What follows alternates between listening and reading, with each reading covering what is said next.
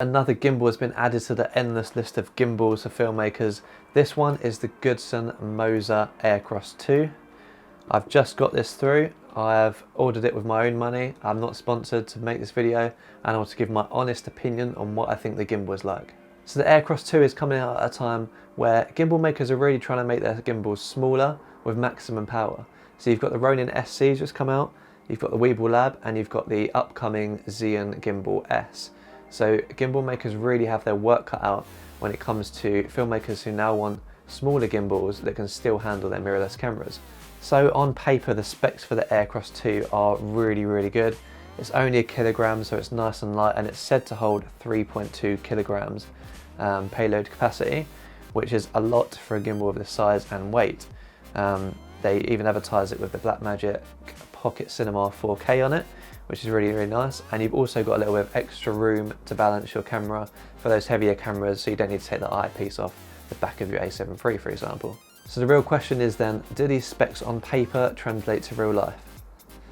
I really wanted to like this gimbal, but the truth is, at the moment, they just don't. But before we get into any of that, let's just check what was in the box. So the Aircross 2 is really nicely packaged, and you've got branding on the top right here for the Aircross 2. So when you open the box up, inside you have this kind of polystyrene hard case kind of thing, which has become common for gimbals recently. So inside you have a little pouch for your instruction manuals there. You have an Arca quick release plate which they give you to attach to the L bracket. And this contains everything you need for various connections. So you've got battery charging wire and various connections from the camera to the gimbal, your phone to the gimbal, etc. Here's some more instruction type things. You've got the tripod legs, which are actually really sturdy. Here's a comparison with my Weeble Lab tripod legs. Even when you shake them, they just come undone.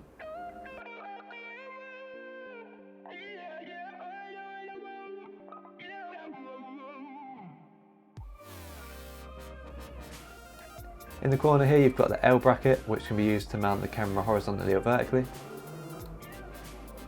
And in here you've got the phone holder. I've actually not used this for its intended purposes, but I have used it to hold my phone and use it as a monitor to record myself for this video. And of course, the main event, the gimbal itself. The first thing I thought when I saw this is, wow, it's a lot bigger than I thought. Then I have been using the Weeble Lab for quite some time, and that is a small gimbal. It is still very light, and the size allows a little bit more room when it comes to balancing the camera. This is just a quick size comparison when it comes to the Weeble Lab. So all that aside, let's take a look at the gimbal itself. Moza have taken a different approach with the camera mounting system by including an L bracket. This means that you can mount your camera vertically, which is really good for vertical videos and Instagram videos. Obviously vertical videos are becoming more and more popular recently, so the option to do that is very nice, and it's really innovative by Moza. As has become standard on gimbals these days, you can also lock each axis with these little red switches here. What I really like about this particular gimbal and the switches on this gimbal is that you won't be able to do it by accident. On the Weeble Lab, it has this sort of lever switch, which is always coming loose and locks halfway for a shoot sometimes, whereas these switches have a definitive click, so you know when you're locking it and unlocking it. On the front here, you've got the LCD screen, which you can use to change the settings and control everything. You've got the analog stick, and you've got the control wheel here. These buttons on the control wheel you use to change whether you want the axis to be in follow mode or lock mode. You've also got the follow focus wheel on the side, as has become standard again. It also has the on button on it, so you hold this button to turn it on. This also has an LED light around the side of it. I'm not really sure why. I'll probably turn it off straight away, but it's kind of cool anyway. On the back you have the standard trigger, and you also have the battery, which is removable by flicking the switch and pulling the battery out.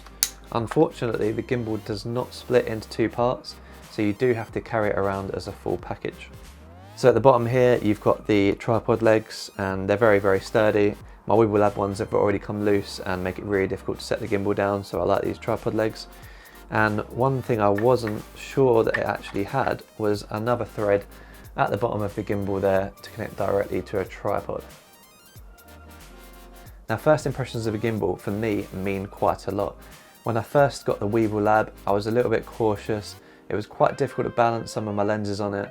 The build quality didn't feel that good at all, and the mounting system was a little bit fiddly at times. Whereas this, I instantly got it, instantly mounted the L plate to it and put my camera on it, balanced it really easily. I absolutely love the extra room that they've added for balancing the camera. So even with my Sony a7 III and my 35mm 1.4, which is a beast of a lens, it still balances perfectly, and you can still do a full 360 rotation with it. And I really like you can do everything just through the gimbal without the app. So obviously there's a tracking feature where you can put your phone on top of your camera and use the gimbal to track you, which is a kind of gimmicky feature in my opinion, along with the sort of force mode where you use your phone to control which way the gimbal is facing. They're a bit of gimmicky for me and something that I wouldn't normally use, so I'm not going to go into too much detail on those, but they are there and I've tested them and they do work. So I'd unboxed the gimbal, I'd balanced the camera with various different lenses to see if they worked. They all worked perfectly, and I dialed in the settings to exactly how I wanted them to be.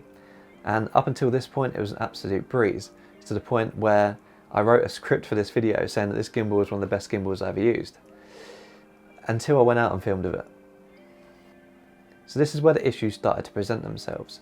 I'm going to show you some footage that I filmed over a couple of different days so you can see what you think before I give my opinion.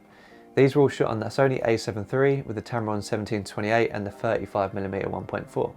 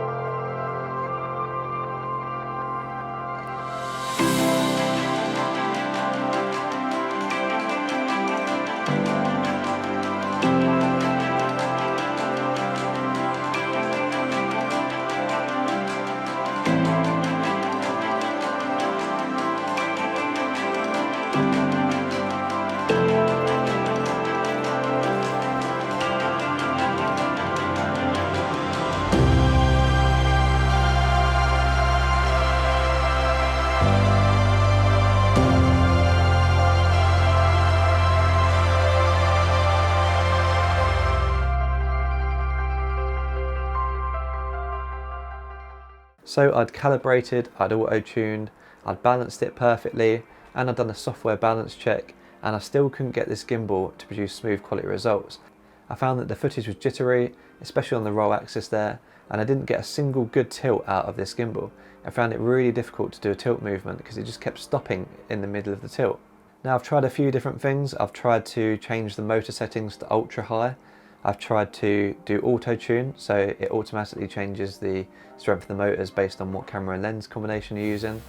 I've tried to sort of unbalance it and see if that worked in any way, but all footage comes back the same. And that is just this jittery mess, which could be used if you use warp stabilizer on every clip, but I wouldn't be happy using it. But I'd be really interested to hear what you thought of the footage, and if you've got the Aircross 2, what your footage is like. So leave a comment below and I'll try and get back to everyone. So overall then, the Aircross 2 is absolutely packed with features. It's easy to set up and use, but it's really difficult to get smooth footage out of it. And this is the main thing for a gimbal. So it just proves that features aren't everything if you can't get good footage out of your gimbal. I'm not quite sure what the cause of this jittery footage is yet. Could it be that the motors aren't strong enough to hold the payload capacity that it says it holds? Could it be that the firmware is holding it back? I know there is some rumoured firmware coming this week, so I'll keep you guys updated on that. So I'm not ruling out this gimbal quite yet, because if a firmware can fix it, then it could be a really great option for most people. But at the moment, I would say if you haven't pre-ordered it yet, or if you haven't bought it yet, wait for some more reviews to come out, look at some footage taken with it, and decide whether it's the right one for you. So I always finish these videos with a sort of, should you buy it, is it worth your money? At the moment, I'm pretty sure it's clear that the jittery footage is just too much and it's not so much worth it yet. But if the firmware update does fix it, or if they do manage to somehow fix the jittery footage that comes out of this, then it could be a really good option for most people. I'd say just if you haven't put the money down yet, just hold off a little bit, see what's in the pipeline for this gimbal. So that's been it from me. If you've got any questions about the gimbal or anything you'd like me to test with the gimbal, then do leave a comment down below. If you own the gimbal or you're thinking of getting a gimbal, then also leave a comment on your opinion down below. I respect all your opinions and I'll try and get back to you all. If you like this video, please do subscribe. I'm going to be churning out lots more videos on gimbals, cameras and lenses for professionals and amateurs. And don't forget to leave a like for this video. Thank you for watching and I'll see you in the next one.